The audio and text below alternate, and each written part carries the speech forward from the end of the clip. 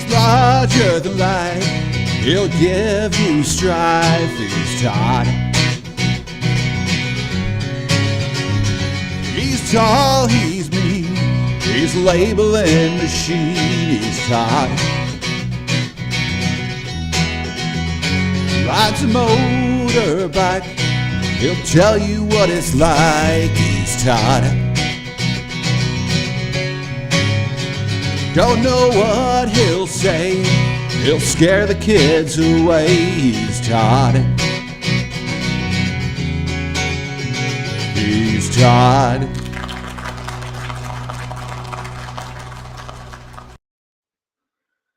All right. Happy Thursday. Having some technical difficulties in the background. So, you know, the beauty of this show is that nothing ever seems to go right. And so today may be one of those days. And I implore the producers of the show in the background to get rid of this restream. It sucks. So there's got to be another platform. But anyway, thanks for showing up. All right. We are going to start doing these once a month now. Only because they want to, I guess they want me to start selling this stuff. I don't know. No, but once a month, and then as fillers, we're going to start doing little snippets. As an example, during the respite, I'll actually be going over to the UK. I'm going over to England and to Scotland, and thinking about hooking up with the brother UK over there. Maybe we can do a short, if you will, over in the UK. And I'm not going to be able to understand what they're saying. You know, their English is just, it's not right. But anyway, it should be a fun show. So appreciate everyone showing up. We are continuing. Wow, look at that. I'm getting older. We're continuing to talk about our new app on iOS and Android. It's the Pro Label Tool app. And we're going to show you a little bit. Now, you've seen other manufacturers on here that we've used the Pro Label Tool app on. And the whole idea behind this is to make everyone out in the field that is certifying and labeling, make their job a hell of a lot easier. All right. Time is money. And we're going to talk about avoiding mistakes when labeling and when certifying. And so, you know, labeling's not fun. I'll be the first one to tell you. I'm not a big fan of labeling. I was a contractor for many years, and you know, I'm not a fan. I don't know who is, but we're trying to make your life much easier. All right. And so my guest today, I've known him for a long time. We'll bring him on in a minute, but I've known for a very long time. He still has hair. I don't. And we both had a full head of hair when we. I actually was a rep at one time in Texas. I was the #1 rep out there in Texas, and this was during, the DT. It wasn't the DTX. It was even before then.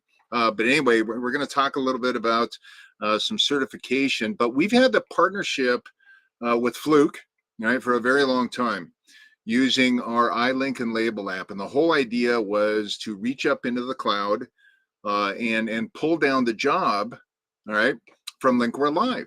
Build the job ahead of time, put it up on the cloud. So we came up with an app that actually reaches up into LinkwareLive and it pulls down that job. Then you have to connect your phone to the 550W right behind me, all right? And you dump that database into the 550W. So again, no, typing by hand or no sifting through pre-printed labels for, it's just a time waster. So the whole idea basically is to use one of these templates right here on the white buttons, the hotkeys, whether it be a patch panel, whether it be cable wraps, a faceplate, flags, whatever. Take that data, right, from LinkwareLive that's already embedded in the printer and then populate, right, that template. So we're going to talk a little bit about that. Now, again, we were having a little technical difficulties. Alex, if you would please bring Mark on, and this may be a precursor of how the show is going to end up today, but you know what? That's why people tune in. So, hey, everyone, Mark Mullins from Fluke. Thank you. Fluke Networks, I should say. Thanks for coming on board today. Good morning. Hey, Todd, nice cup. Yes, it is a good morning. It is. I was actually going to do the show from outside, and the weather didn't cooperate. And so, you know, it is what it is. We're here in California. Mark, you're up in the Pacific Northwest. We're going through May gray and June gloom. All right. And so anyway, I'm kind of sequestered back inside today, but now, you know what? I really appreciate you showing up. And by the way, what is that background behind you? Well, that's, you want to talk? You can hear me okay, right, Todd? Everybody can. That's good. That's good. Well, maybe that's good for everybody. Good for me, at least. So, yeah. So what's behind me here? In April, towards the beginning of April, we surpassed 100 million results uploaded to LinkwareLive through the history of the product, which has been out since about 2016. Wow. Last year was our biggest year ever by far. We did over 25 million results uploaded to our cloud service.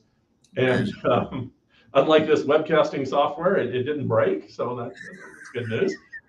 And yeah, so that's pretty cool. As you said, it's a way to remotely set up your tests, which includes, from your point of view, a very important thing, which would be the identifiers for each and every cable.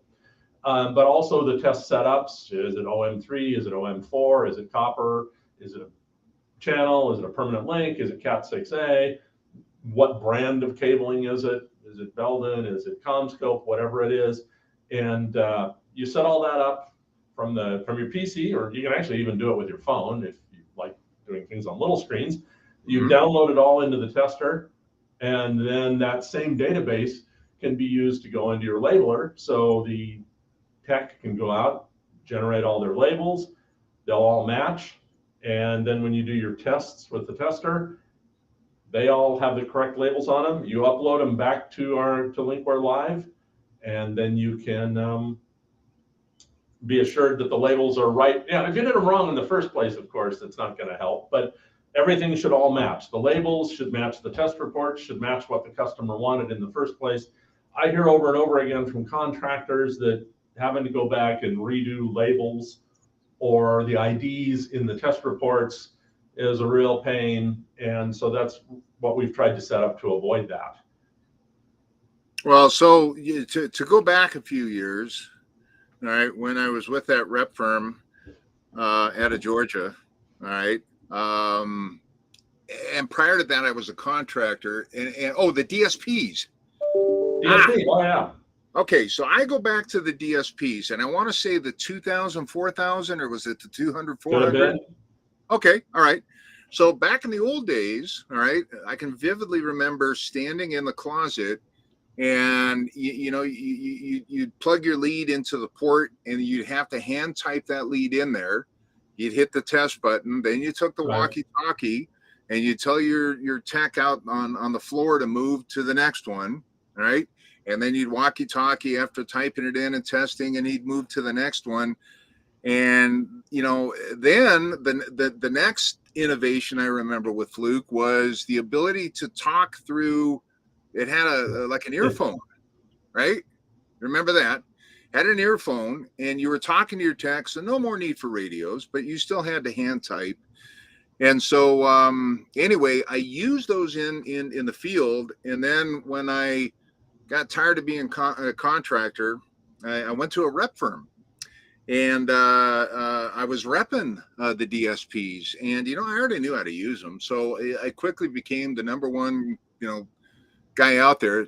It beats number two, but anyway, but things have progressed rapidly throughout the years, and if you have the opportunity to download that information, and obviously using LinkwareLive, and I use LinkwareLive. I went in there this morning to make sure I didn't forget anything, but I went in there this morning and took a look, and it's actually fairly simple to use. And you got two ways of building the job. All right. I'm not trying to steal your thunder, Mark, but number one is to build a job within LinkwareLive from nothing. Right? Correct? Correct. Yes, that's right. Number two is you can actually upload a database into LinkwareLive. Correct me if I'm wrong. Oh, you mean like the labels, like from an Excel file or something like Correct. that? Absolutely. Yes, we support that as well. Okay. So what we're going to do is we're going to talk a little bit about, old school, old way, the old collaboration that we had, and we're going to talk about a new way of doing things. And so one of the issues we were having earlier, and you know what, we're going to try this, Mark, we're going to try, right? One of the issues, folks, before this is that Mark was trying to share a screen, and it wasn't happening. It was kind of fuzzy. And so, you know what, Alex, let's try that. All right. Mark, do you want to take a stab at it? Okay. One thing I realized when we did this is I need to put a good expression on my face, because if this fails, it ends up freezing, and I don't want to be doing this. Well, you did freeze a couple of times, and to your point, you know what, they're not bad. I'd rather see the other look, but let's try it.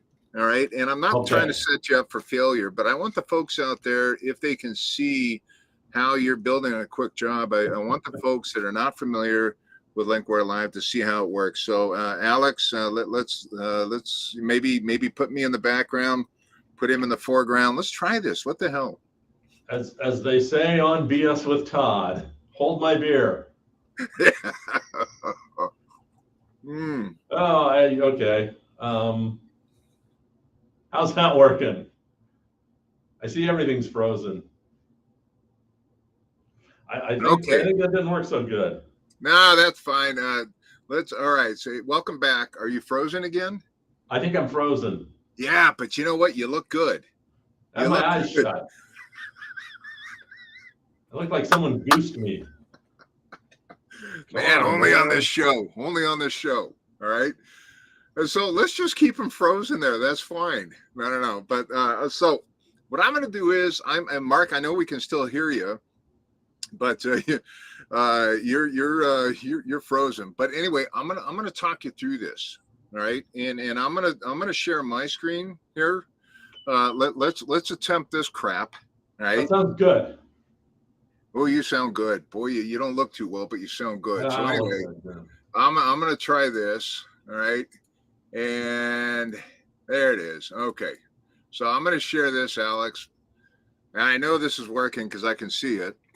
All right. But anyway, there we go right there. So I'm going to talk a little bit about, let me put the specs on because my CSS is acting up. Maybe that's why the screen looked so blurry. But anyway, yeah. Hey, he's back. He's back. All right. So in the old days, what would happen is that, and what Mark was going to show you is he was going to go in the LinkwareLive. He was going to build a job and then go through the steps. And if you need more information on that, reach out to myself and Mark after the show. We'll have his contact information. I'm sure there's plenty of videos out there. But if you haven't used LinkwareLive and you are a Fluke user, you're missing out. You really are missing out. But anyway, I'm going to run you from the app side, kind of the old school way. All right. So pretend Mark built a job. All right. What I would do is attack out in the field. I would bring up the iLink label, all right, which is the bottom center. All right. So the first thing would happen is I'd want to go download a project. All right. You have to have credentials to get up into LinkwareLive. And so what I'll do is I'll go ahead and I'll just type in my credentials. I'm going to sign in. Hopefully. There I go. All right. So there's everything up on LinkwareLive. All right. And so let's say that I wanted to go find a project that I'm going to dump inside my 550W. So let's take a look at this right here, and I'm going to download that. So right now I'm downloading it. All right. And so let's take a look here. All right. That particular project. Okay. As Mark was saying, when you build the job in a LinkwareLive, Mark, correct me if I'm wrong, right? It puts all these parameters underneath the cable ID, correct? Right. So when you set it up, you're not just setting up the IDs, you're setting up exactly what type of test you want. And that's another place where a technician in the field might make an error, is he might pick up category 5E when he was supposed to be testing the category 6A or something like that. So this makes it harder to make a mistake. And that, we know that's where a lot of the rework and a lot of the cost and pain and suffering comes from. It's when you have to do rework. So we make it, everything we do is, we keep working on it and honing the product to make it as foolproof as possible. Well, and so from going back to my days out in the field when I used to work for a living, is that, if you normally discover mistakes on the certification part of it. So in other words, I used to label everything ahead of time to make sure that I was in the right port, right? And you would discover labeling mistakes when you're certifying. It's like, okay, that one doesn't match up, right? Yep. So again, the whole idea, Mark, and again, correct me if I'm wrong, is that, it's easier to do everything ahead of time, because if you got big old mitts like this and you're working on a small keyboard, like I did on the DSPs, doing it by hand, you're apt to make a mistake. Well, and also we get into a lot of situations where people are using more than one tester on a job. And then you can end up easily with people going and retesting things over again, or one setup in one tester is wrong, but the other two are right. And so with LinkwareLive, you kind of consolidate all the results and pull them together under a single job title, so you can have a much better view of what's going on. Well, and again, even with the description, like you mentioned, Mark, even with the description, it gives that tech out in the field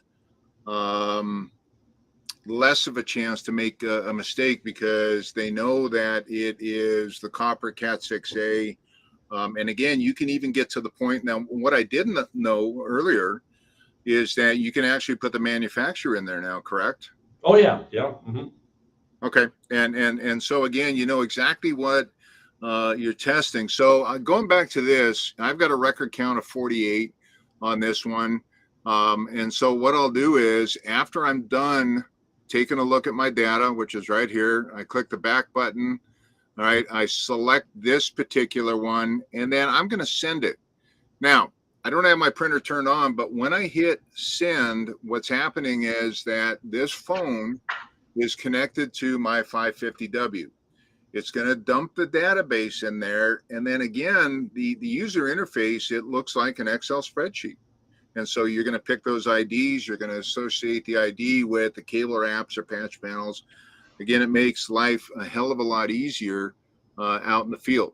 All right, so that's kind of the old way, and it's still the most popular way, with the Fluke Versives, right? The DSXs, all right, is to build your job ahead of time, or if you already have a database, let's say that database was supplied by the GC, supplied by, the consultant, if you will, all right, is you can take that database and you can add it to that job. Am I right, Mark? If you're building a job and you're lucky enough to, let's say, get a database, you can take that database and associate that with that job. Am I correct?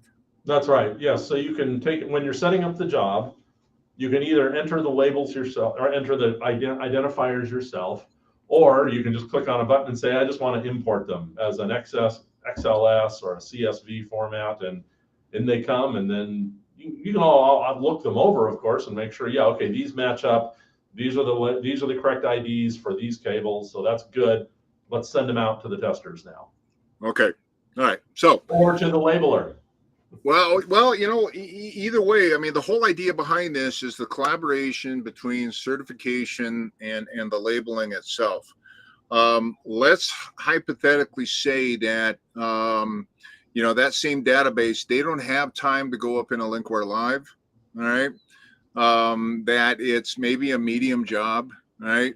that they just want to do this, very quickly. So the other alternative, all right, is to take that database, well, let me ask you something before I go there, Mark. After you build a job within LinkwareLive, all right, let's say you got nothing and you start with your first identifier. This is all the good stuff we were going to show you today, folks, but obviously technology got in the way. But let's say that and I really don't know the answer on this, all right, so I'm not baiting you on it, but let's say that you build this job inside LinkwareLive. Can you extract that information as let's say a Excel or a CSV? Can you extract that job that you've built into a database format? There's a question. There's a stump. That actually is a very good question. I'm pretty sure you can export the labels. But let me tell you a little something about the way that our software works. Is if you create it, say on the PC version, and you wanted to export it, I don't believe we let you export like the final results and everything in an Excel format. Now, why do we do that? We do that to protect both the contractor and the user who's going to get the information. So we actually have a locked file format called FLW, which stands for Fluke Linkware, very clever, that does not allow any tampering. It's somehow encrypted. And in fact, because of that, we had this thing where the Commerce Department wouldn't let people download it, and we had a bunch of customers that were somehow flagged in some State Department system or something. Anyway, we managed to figure that out, so that's not a problem anymore. But we do have this locked file format that protects the customer and the end user. So if you get one of these files, you'll know that this is actually the real data that came out of the tester and has not been tampered with. I think you can export just labels, but you can't export test results. You can export them as a PDF in case you want to look at PDFs. But the vast majority of customers nowadays, they'll just give the customer a FLW file. The customer can go get a free copy of Linkware PC, download that, and then use that to look at the results. And then they've got them in a database. They can sort through them, which is the longest cable. They can look for them. They can do whatever they need to. We've been using the Linkware PC side. We talk about LinkwareLive a lot because it's very cool and it integrates with the testers and you can do everything over Wi-Fi. But we've been selling Linkware PC. We are on version, I think it's 10.1 right now.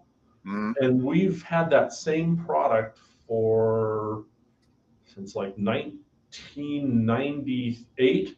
And in fact, it still supports, that old DSX or DSP tester you talked about, the 2000. You can actually, if you've got a 2000, you can upload results from that software that we still have on our website today. So we do a lot of work to keep things compatible with customers. We've got a lot of customers that have a lot of testers, and it's an important thing for us. Customers don't like it if they buy a tester and, I don't know, after 30 plus years, you'd think maybe they realize we can't support it forever. But at least in this case, we can support getting the test data out of those old testers. So we do what we can. Sometimes we have to, say we can't support something anymore because, some of the old software ran on Windows 95, and that can't do that anymore. You're bringing back a lot of a lot of old crap. That's all right. Yeah, that's all right. Columbia Records still says I owe them, 20 cents from, those 50, records I got, the vinyl back in the days. Record of the Month Club. Yeah. I found an old Walkman but believe it or not, we were going through some crap last week, and I found an old Sony Walkman that still had the original headphones. So anyway, yeah. But anyway, so things have obviously progressed. All right. And so if you have a database, and I'm going to show everyone out there the new Pro Label tool, the whole idea is that you're going to take that database that you're still going to utilize inside the DSX, the Versives, all right? But you're going to take that database and you're going to email that to the tech out in the field, all right? And so what's going to happen there is, let's go ahead and bring that screen back up, Mr. Alex. I'm going to show you how the new PLT is going to work. So let's hypothetically say that you have that same database that is loaded into the Versiv.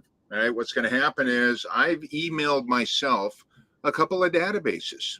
All right, and so let's say I'm going to do a patch panel first. I always did my patch panels first on the front side, and then I went ahead on the back side of the 7x19 or the 4-post or whatever I was using, and I'd wrap my cables as I bring them in, dress them in, so forth and whatnot. But so I'm out in the field. It's time to do a patch panel, so I'm going to hit the patch panel button. I got to be, I don't know what verbiage means right here. To remember, right? And essentially what I'm doing on the app is emulating everything I can do on the 550W using these buttons, if you will. So I'm going to pick my media. Now, for some of your super narrow patch panels, you're going to use the 0.13, which is 9/64. The most important part of doing a patch panel is your port spacing. And we do include a patch panel ruler, but let's say it's a 0.62. All right, it's a 6-pack patch panel. Now we know that the high density patch panels are 8s, all right, but here's a 6, all right. Now that's fine, and you can choose your separator in between. All right, so I'm all done with that, and yippee-yi-yay. Now here is my template of the patch panel. So all I'm going to do is I'm going to tap Connect Database. Here's where it's going to go look for the CSV files that, let's say, Mark just did on LinkwareLive. All right, so we're going to hit the 550W. We're going to go ahead and we're going to click on rearrange the data layout for the patch panel. When I hit done, everything's there. It's all done, right? Which is a beautiful thing. Now, here's something else, Mark, right before, right? And the iLink and label is limited to the 550W. There's not a problem with that, but let's say that you're working in a prefab shop, all right, and you need a bigger label, something that prints a little faster. You can now use, or a data center, hypothetically, you can now use the PTE 800, because when I go to print, all right, it's going to ask me what printer. Here's a 550W, but I can also, all right, choose the 800, and it does give you, all right, a preview of what you're looking at. So that same database can be used for all your labeling. I can go to, and I'm not going to waste your time showing you, but I can use that same database that was created either in LinkwareLive, or if the job doesn't really warrant, it's not a big enough job, again, you can send that database either or to that tech out in the field. So there's 2 ways of doing it, right? And Alex, you can get rid of my screen now before something pops up that I shouldn't pop up. So there's 2 ways, and Fluke is very unique, right? In the fact of there are a couple of ways of getting that database, right? Either by reaching up in a LinkwareLive, using the iLink and label, all right, or using the PLT. So advantage Fluke in that department, Mark. It really is making your life a hell of a lot easier, all right? And one of the things I certainly encourage, and Mark, I'm sure that you would resonate this, is that if you are new to Versiv, let's say maybe you're an old fart like this that doesn't want to give up his DSP 2000, right? But if you have upgraded to the Versivs, the DSX, I encourage you to go out and check out LinkwareLive. I mean, for God's sakes, Mark, we got what, over 1 million? 100 right? million. Downloads right now? 100 million. Yeah. 100 million. 100 million. Ooh, Jesus. 100 million. Ooh, I think we can celebrate 100 downloads so far on the PLT. Anyway, 100 million. Look at that. All right. That's where right. results uploaded. That's the number of test results uploaded. Wow, that's a lot. That's a lot. Yeah. Right. And one other thing, if I can put in a quick little plug to please people do. who have a Versiv, and I have one here, and I was fully intending to give you guys a live demonstration of how it worked, except the webcasting service here had a problem. But we just released our 6.9 version of the Versive software, and it's got some new test limits and some other things in it and all that. One of the other things that we did in it, and that's why I'm encouraging people to upgrade, is that we've designed some capabilities into it to allow it to support all of the existing modules, which Versive does now, and any new ones that we come out with. In case we have to make changes to existing modules, or if we come out with new modules with new capabilities, as everyone knows, that Versive is modular, and you can, this is an OTDR module I've got on this one, but you can do copper, fiber loss, inspection, and so on. But if you want to continue to use your Versive for a long time, and maybe you've got an old one, you bought it, 8-9 years ago, you can still put that new 6.9 software in it, and you'll be assured that it's going to support modules as we go forward in time. So that's something we spend a lot of time on, but I just want to make sure everybody does that so that if they get a new module a few months down the road here or next year, they don't plug it in and go, hey, how come this thing doesn't work? It's just a software upgrade, but you do have to remember to do it. And most of our customers are very good at keeping their units up to date, but it's getting the word out to let them know that that new software is there. Well, you know what I mean. This is all good stuff to know. I mean, it again, with today's infrastructure and the need for speed, again, you want speed on the actual network, but us as contractors, we want to be able to do the job quickly and efficiently, right? And so thus, the speed of the testing on the Versives, the use of LinkwareLive, and the ability to incorporate that same database into some of our printers. So that way you're not hand typing or creating another spreadsheet. That's the whole idea, is kind of the one and done, and share that information between the two devices to get it done and to avoid mistakes at the end of the day. I think we're trying to both do the same thing, is to just make it a little bit easier. As some of the people on this event may even remember good old Randy Ware. He might have been the sales manager when you were around and all that. He's retired now, but he's from Alabama, and he said, here's how I like to sell these products to people. I say, do you like to drink beer? Do you like to get home at 5 o'clock at night? That's why you should be buying these kinds of products, because they're going to make your job more efficient. You're going to get done on time. You're going to get home. You can have a nice cold beer and not be getting home at 8:15 at night and swearing. It used to be when I was working out in the field that beer 30 started around 5. Now it's usually what time is it now? Usually it's around 10:30 a.m. on a Thursday. So specifically after what we went through this morning with the technical glitches. Yeah. So anyway, I want to thank you so much. You've been a great guest. You've been on a couple of times. If you haven't seen Mark, I caught Mark live at Bixie. All right, and you can catch that on previous episodes. Mark sat down with me on a little impromptu table, and we had a great discussion. And Mark, it's always a pleasure talking to you. I look forward to seeing you live at Bixie's. I mean, hell, I'll be there. Bixie, yeah, right around the corner. If you think about it, the way time flies, for us old farts, Bixie's right around the corner. And I'll definitely see you there. So Mark, I appreciate it very much. Thank you for the invite.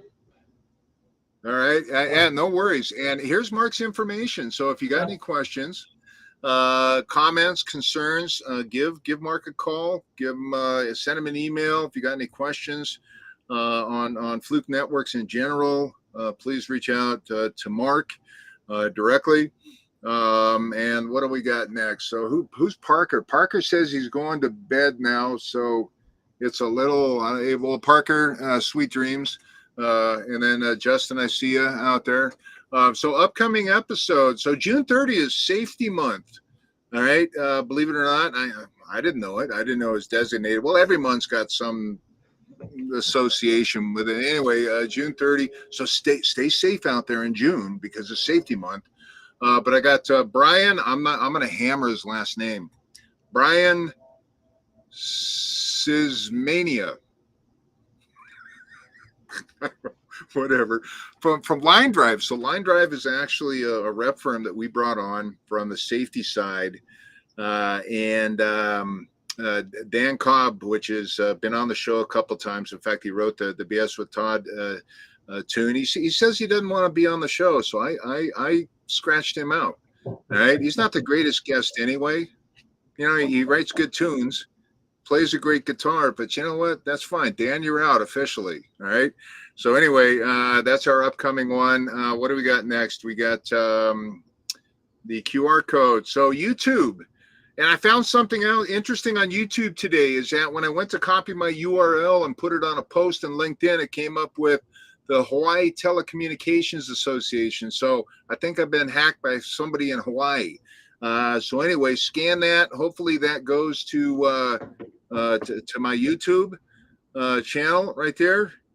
So sign up on the YouTube channel, because everything we do and all the little snippets and the funny crap I do and whatever, it's going to be put on the YouTube channel. So sign up.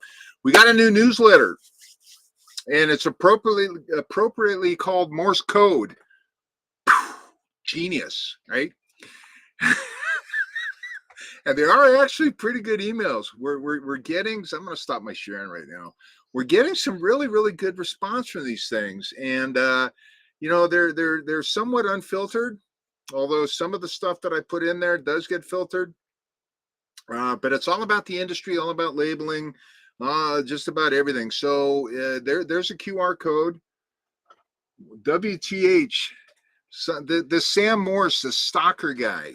All right. Could you go back to that Morse code email? Anyway, there you go. So sign up for this thing. It's actually really good. All right.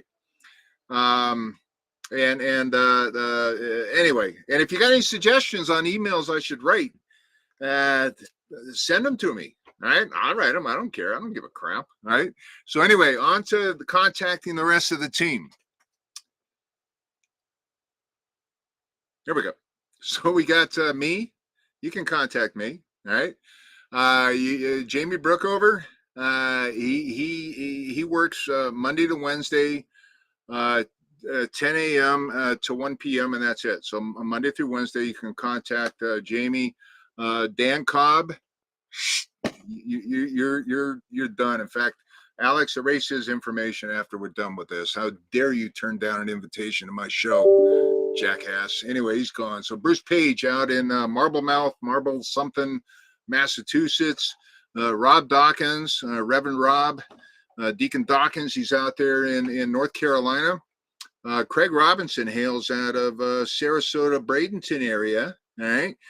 So if you want to contact any of us, except for Dan Cobb, all right, here's your information right here. All right. So anyway, I think that's it. We've gone 10 minutes over. All right. If you didn't catch us today live on LinkedIn, catch us on YouTube.